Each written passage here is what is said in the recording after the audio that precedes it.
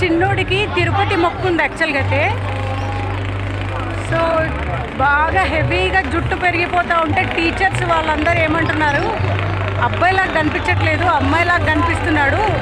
So వీనికి హెవీగా పెరిగిపోయింది కదా జుట్టు, గుండు కొట్టించండి, కొద్దో గొప్ప చిన్నగా పిలక ఉంచేస్తే అది మళ్ళీ తిరుపతికి వెళ్ళిన తర్వాత మొత్తం క్లీన్ చేస్తే అప్పుడు ఆయనకి ఇచ్చినట్టు అయిపోద్ది అనేసి.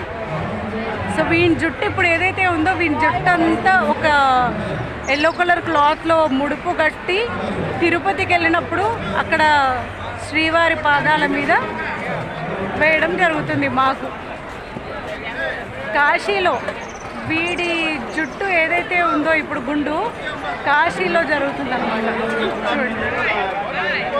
చూడండి.